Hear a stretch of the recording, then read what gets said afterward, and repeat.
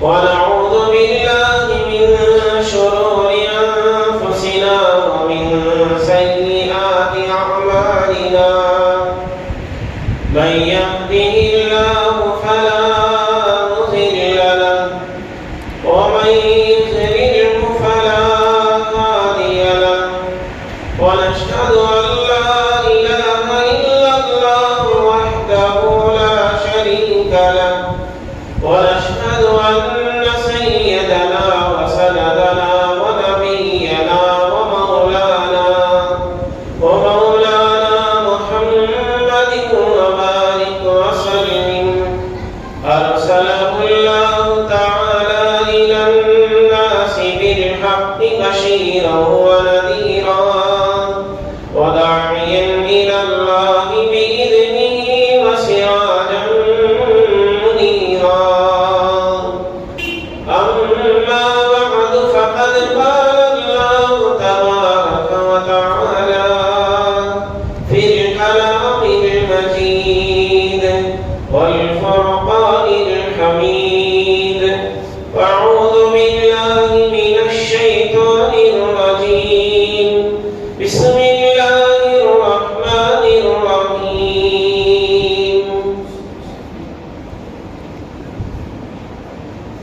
محمد رسول الله. وقال في مقام آخر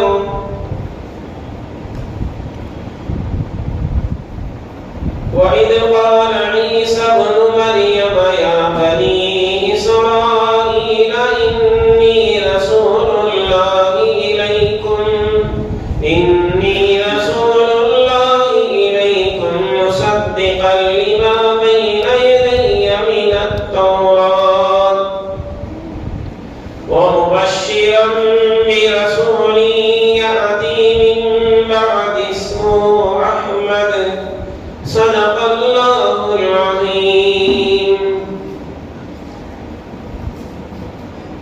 قال النبي صلى الله عليه وسلم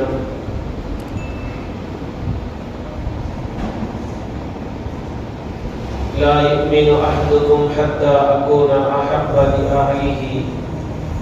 وماله وولده والناس أجمعين وكما قال عليه الصلاة والتسليم.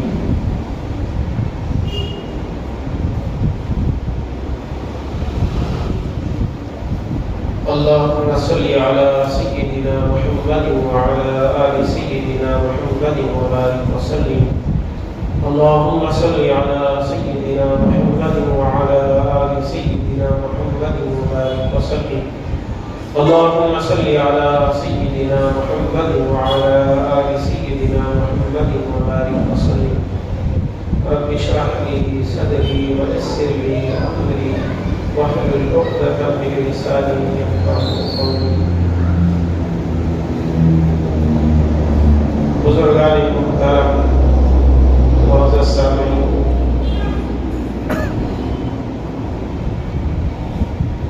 اللہ تبارک و تعالی نے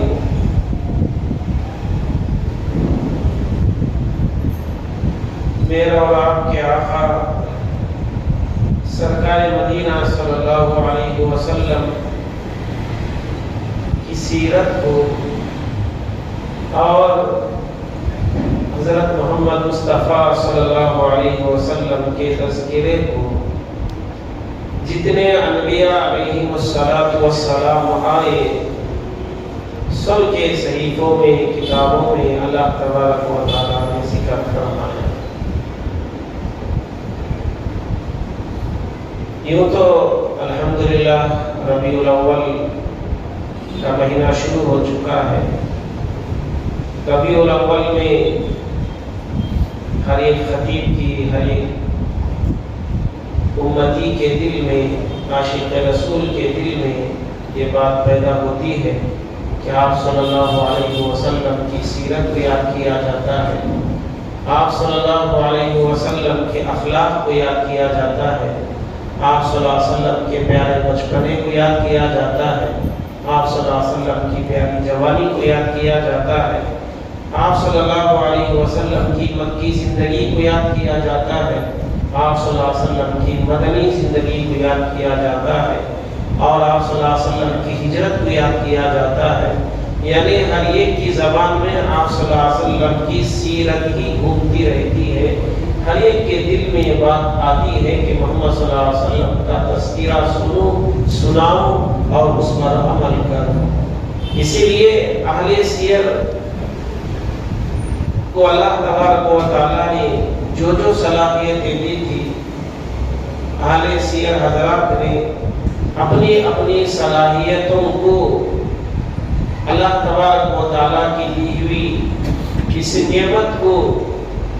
اپنی طاقت کے مطابق انہوں نے حق ادا کیا، لیکن آج تک کسی نے آپ صلی اللہ علیہ وسلم کی سیرت کا حق ادا نہیں کیا اور حق ادا کرنے کا کسی نے دعویٰ بھی نہیں کیا۔ تو بہرحال بزرگان محترم، ابھی ربیع الاول کی 3 تاریخ ہے، میرے دل میں بھی بات آئی کہ آپ صلی اللہ علیہ وسلم کی سیرت شروع کروں تو کہاں سے شروع کروں، کہ آپ صلی اللہ علیہ وسلم کی ولادت باسعادت سے پہلے شروع کروں کہ ولادت باسعادت سے پہلے کیا حالات تھی، یا آپ صلی اللہ علیہ وسلم کا پیارا بچپنے کا ذکر کروں یا مکی زندگی مدنی زندگی کا ذکر سے شروع کروں۔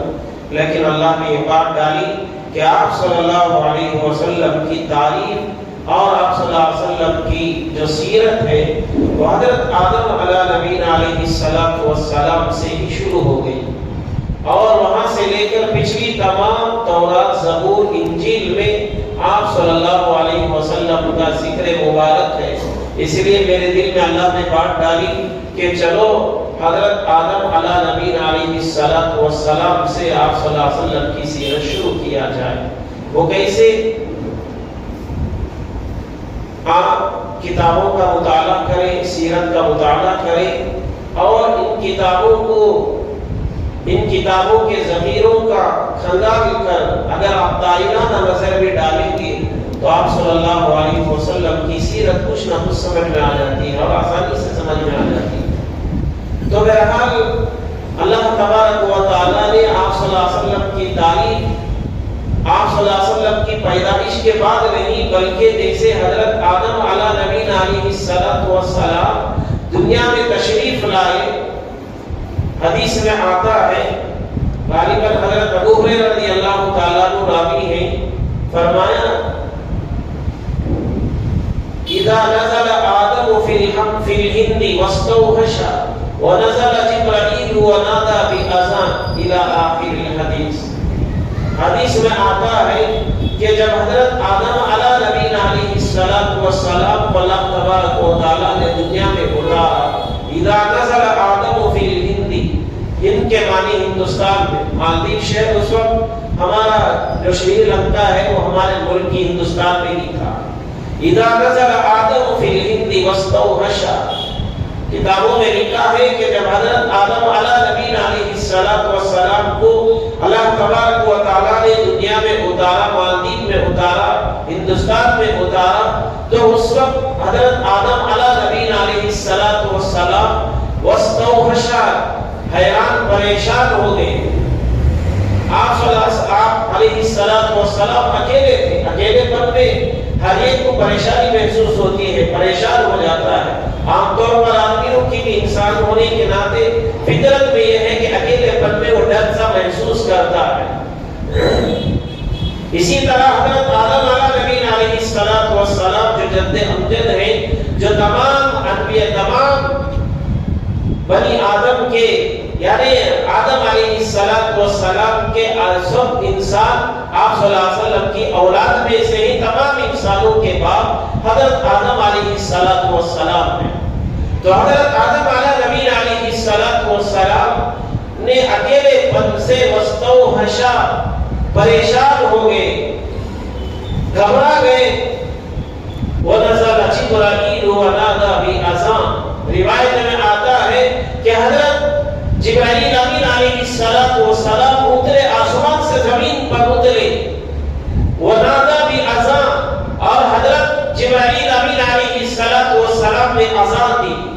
اللہ اکبر اللہ اکبر اللہ اکبر اللہ اکبر، اشہد ان لا الہ الا اللہ اشهد ان لا اله الا الله واشهد ان محمد رسول الله واشهد ان محمد رسول الله.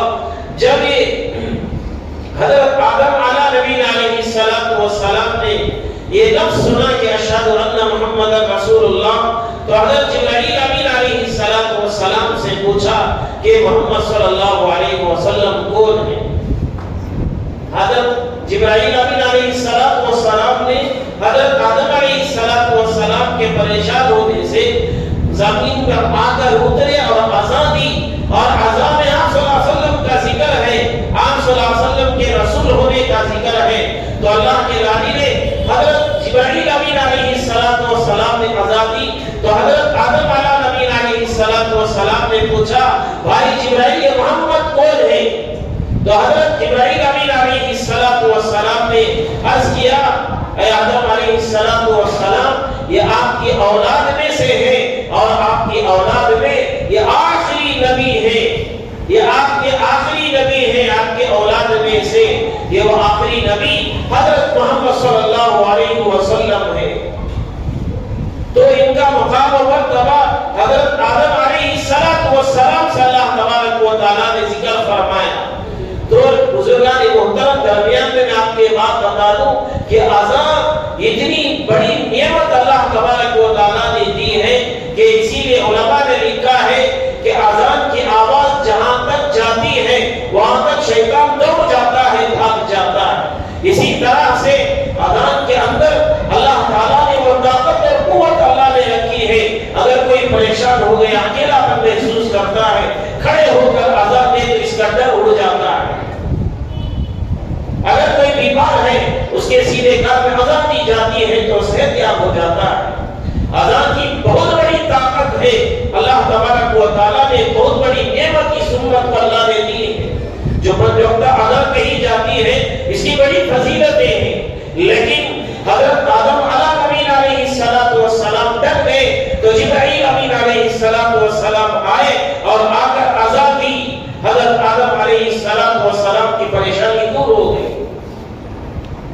تو بہرحال اللہ تبارک و تعالیٰ نے حضرت آدم علیہ نبی علیہ السلام کے جب آئے اسی وقت سے آپ صلی اللہ علیہ وسلم کی تعریفیں شروع ہو گئی،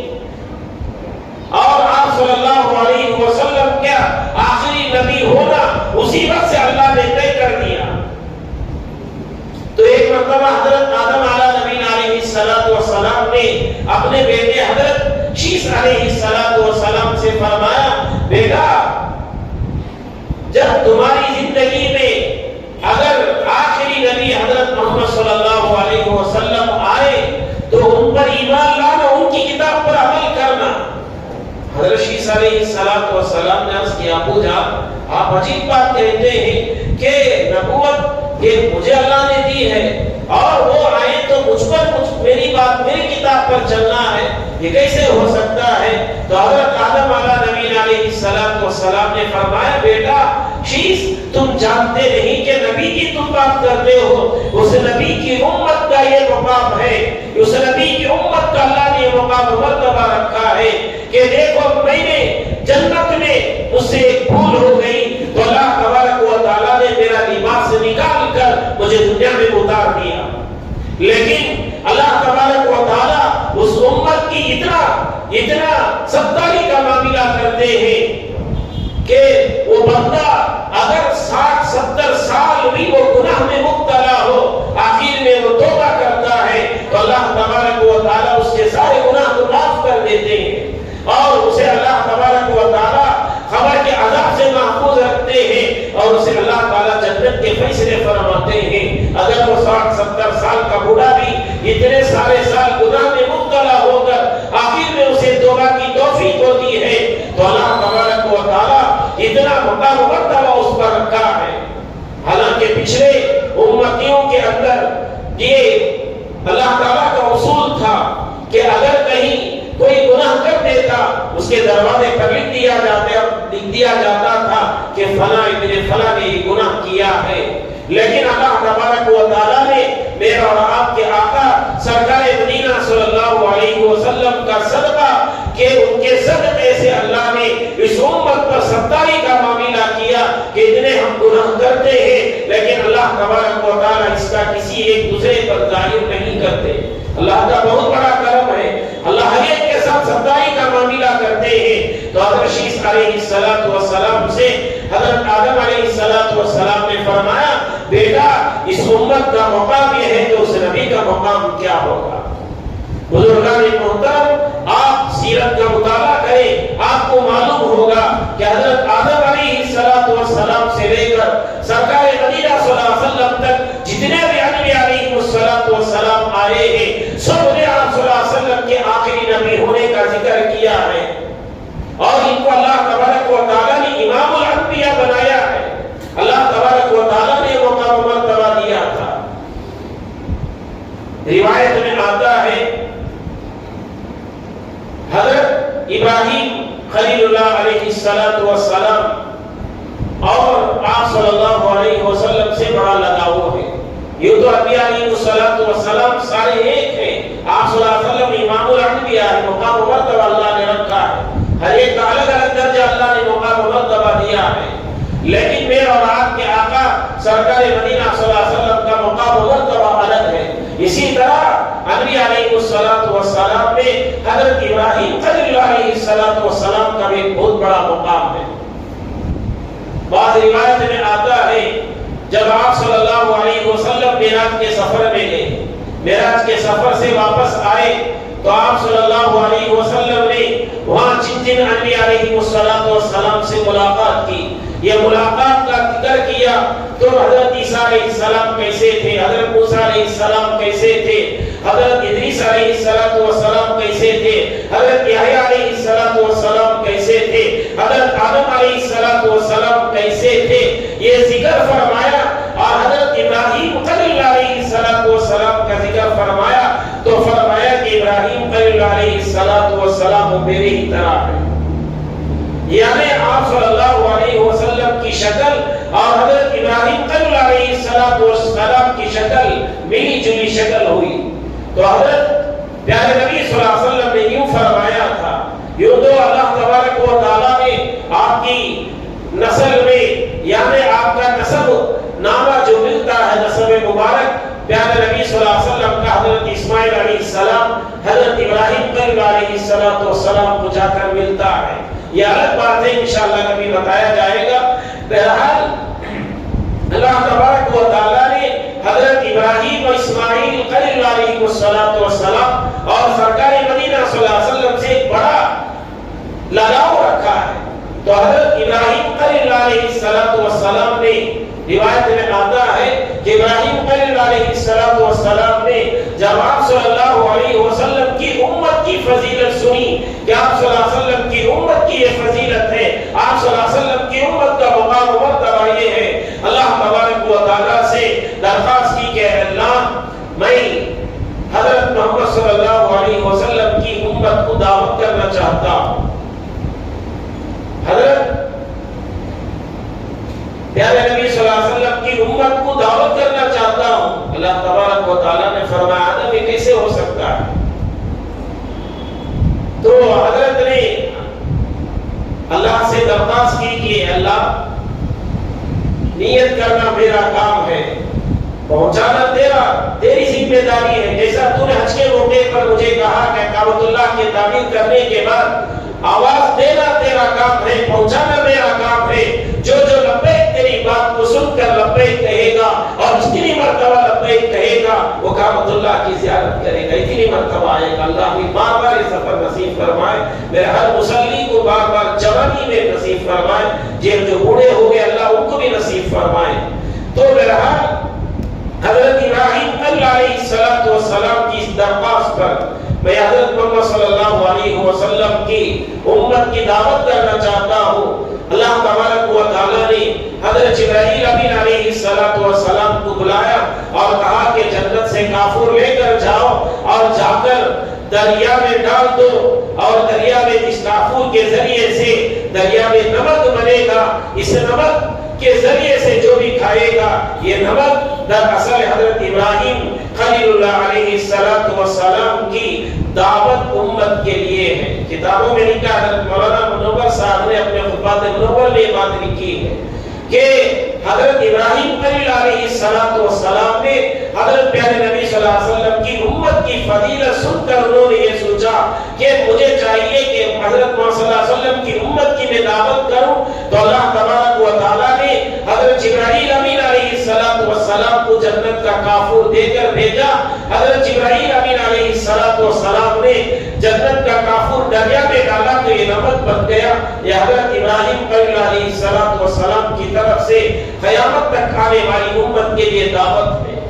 تو بہرحال بزرگان محترم، پیارے نبی صلی اللہ علیہ وسلم کی سیرت کا سلسلہ، آپ صلی اللہ علیہ وسلم کی فضائل کا سلسلہ اس وقت سے جاری ہے۔ آپ تورات، زبور، انجیل، آپ جتنی بھی کتابیں پچھلی اٹھائیں گے، ہر ایک کتاب کے اندر آپ کو یہ ملے گا کہ آپ صلی اللہ علیہ وسلم آخری نبی ہے۔ آپ صلی اللہ علیہ وسلم یہ امام الانبیاء ہے، یہ آخری نبی ہے، یہ بات ہر کتاب میں آپ کو ملے گی۔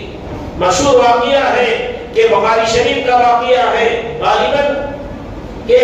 پیارے نبی صلی اللہ علیہ وسلم کی خدمت میں ایک بچہ دودھ لا کر دیا کرتا تھا۔ اس کا باپ یہودی تھا، وہ دودھ فروش تھا، وہ دودھ گائے رکھ کر یہ دودھ دے کر بھیجا کرتا تھا، دودھ کی تجارت کرتا تھا۔ تو وہ دودھ ایک مرتبہ ایسا ہوا کہ وہ بچہ بیمار ہو گیا جو دودھ لا کر آپ صلی اللہ علیہ وسلم کی خدمت میں دیتا تھا۔ تو آپ صلی اللہ علیہ وسلم نے دریافت کیا کہ وہ بچہ کیا ہو گیا، جو لڑکا دودھ لے کر آتا تھا اب تک کیوں نہیں آیا، نظر نہیں آ رہا ہے۔ صحابہ کرام نے دریافت کیا، دریافت کرنے کے بعد جا کر دیکھا، کیا دیکھتے ہیں کہ بچہ بیمار ہے۔ آپ صلی اللہ علیہ وسلم نے صحابہ کرام کو لے کر اس بچے کی عیادت کے لیے پہنچے تو اس وقت اس کا باپ تورات کا مطالعہ کر رہا تھا۔ آپ صلی اللہ علیہ وسلم نے اس بچے سے پوچھا کہ بتاؤ کہ تم نے اس میں میرا تورات میں تذکرہ ہے، میرا آخری نبی ہونے کا ذکر ہے؟ باپ نے کہا کہ نہیں نہیں، کہیں نہیں ہے۔ باپ نے جھٹلایا۔ بیٹا جو سو رہا تھا، بیمار لڑکا تھا، وہ بیٹھ گیا اور لا کر تورات کھول کر دکھایا۔ یا رسول اللہ صلی اللہ علیہ وسلم، آپ کا ذکر دیکھیں یہاں موجود ہے، آپ آخری نبی ہوں گے، آپ کے اوصاف لکھے گئے ہیں، آپ کے اخلاق کا ذکر اس میں ہے، آپ کی سیرت اس میں بیان کی گئی ہے۔ جب لڑکے نے کہا، پھر اس کے بعد لڑکے کا تھوڑی دیر بعد انتقال ہو گیا۔ صحابہ کرام نے آپ صلی اللہ علیہ وسلم سے پوچھا یہ بچے کا کیا کرے؟ آپ صلی اللہ علیہ وسلم نے فرمائے تو بچہ ہمارا ہو گیا، اس نے ایمان لایا، میرے نبوت کی تصدیق کی ہے، میرے نبی اور رسول ہونے کی اس نے تصدیق کی ہے، یہ تو ہمارا ہو گیا، اسے لے کر جائیں گے۔ اسے بچے کو لے کر آئے اور آ کر آپ صلی اللہ علیہ وسلم اور صحابہ کرام نے اس بچے کو غسل دیا اور آپ صلی اللہ علیہ وسلم نے نماز جنازہ ادا کی۔ پھر اس کے بعد قبرستان لے گئے اور تدفین کیا گیا۔ یہاں تک کہ میرے استاد محترم سے میں نے واقعہ سنا تھا کہ حضرت نے فرمایا کہ اس کے بعد جیسے ہی جنازے سے واپس لوٹے، یہاں چادر نبوت اس بچے کے کفن میں ڈالی گئی تو صحابہ کرام رشک کرنے لگے کہ کاش کے جنازہ یہ میت یہ ہماری ہوتی۔ آپ صلی اللہ علیہ وسلم غسل دیے، قبر اطہر میں اس بچے کے قبر میں اپنے اترا اور اس کے تدفین میں آپ ساتھ تھے اور قبر کے بعد دعائیں کی۔ یہ ساری چیزیں دیکھ کر یہ صحابہ کرام رشک کرنے لگے کہ دیکھو یہ کتنا خوش نصیب بچہ ہے۔ تو بہرحال بتانے کا مقصد یہ ہے کہ آپ صلی اللہ علیہ وسلم کا ذکر مبارک تورات و زبور انجیل میں بھی آپ صلی اللہ علیہ وسلم کا ذکر ہے۔ اسی طرح آپ دیکھیں گے تورات کے اندر بھی آپ صلی اللہ علیہ وسلم کا ذکر، جیسا کہ مشہور واقعہ ہے کہ جیسے شاہ یمن طبا نے مدینہ منورہ سے اس کا گزر ہوا اور ان کے ساتھ تقریباً 400 علماء کرام، 4000 علماء کرام اس کے ساتھ تھے، بادشاہ کے ساتھ تھے۔ جب انہوں نے کھجور کی بستی دیکھی وہی ٹھہر گئے۔ انہوں نے کہا کہ ہم نے جو تورات میں پڑھا ہے کہ آپ صلی اللہ علیہ وسلم حضرت محمد صلی اللہ علیہ وسلم آخری نبی ہوں گے، وہ آئیں گے تو اس کھجور والی بستی میں آئیں گے، مدینہ منورہ میں آئیں گے، وہ ساری نشانیاں اس بستی میں ہیں، ہم چاہتے یہی ہے کہ ہم یہیں رکیں گے۔ بادشاہ نے جاتے جاتے اس کے امیر نے جا کر علماء کے امیر نے جا کر درخواست کی کہ یہاں سارے علماء کرام رک گئے ہیں، یہاں سے آگے بڑھنا نہیں چاہتے۔ بادشاہ نے کہا کہ کیا مجھ سے کچھ غلطی ہو گئی یا مجھ سے کوئی ظلم ہو گیا، زیادتی ہو گئی، یہ کیوں رکنا چاہتے ہیں؟ تو علماء کرام نے فرمایا کہ ہم نے جو سیرت میں پڑھا ہے وہ یہ ہے کہ یہاں آخری نبی آئیں گے حضرت محمد صلی اللہ علیہ وسلم، اسی لیے ہم یہی رکنا چاہتے ہیں۔ تو اس وقت شاہ یمن طبا نے اس وقت کے جتنے علماء کرام تھے تمام علماء کرام کو ایک ایک مکان بھی تعمیر کر کے دیا، اور اتنا ہی نہیں بلکہ یہ بادشاہ نے آپ صلی اللہ علیہ وسلم کے لیے بھی ایک مکان بنوایا۔ جو حضرت ابو ایوب انصاری رضی اللہ تعالیٰ عنہ جب آپ صلی اللہ علیہ وسلم ہجرت کر کے آئے تو آپ سب کی خواہش تھی کہ ہمارے یہاں آپ صلی اللہ علیہ وسلم رکے، لیکن آپ صلی اللہ علیہ وسلم نے اونٹ کے نکیل کو ڈھیلا چھوڑ دیا تھا۔ اللہ کے حکم سے جہاں اونٹنی رکے گی وہی میرا ٹھکانہ ہوگا، وہی میرا مکان، وہی میرا مقام ہوگا، جیسا آپ صلی اللہ علیہ وسلم نے فرمایا۔ تو اسی طرح اونٹنی جو رکی وہ ابو ایوب انصاری رضی اللہ تعالیٰ عنہ کے مقام پر رکی۔ تو علماء کرام نے لکھا ہے، آل سیر لکھتے ہیں کہ وہ ابو ایوب انصاری رضی اللہ تعالیٰ عنہ کا مکان وہ علماء کی اولاد میں سے تھے جو بادشاہ وقت نے جب صلی اللہ علیہ وسلم کو مکان تعمیر کر کے دیا تھا اسی مکان میں آپ صلی اللہ علیہ وسلم رکے تھے۔ انشاءاللہ یہ سیرت کا سلسلہ بھی شروع ہے، انشاءاللہ آئندہ سلسلہ جاری رہے گا۔ دعا فرمائیں اللہ تعالیٰ مجھے اور آپ کو صحیح معنی میں آپ صلی اللہ علیہ وسلم کی سیرت کا مطالعہ کرنے کی توفیق عطا فرمائیں۔ بزرگان محترم، جیسا کہ آپ کے سامنے مسجد کی تعمیری کام کا بہت بڑا کام سامنے کھڑا ہے، یہ اتنا بڑا کام کہ الحمدللہ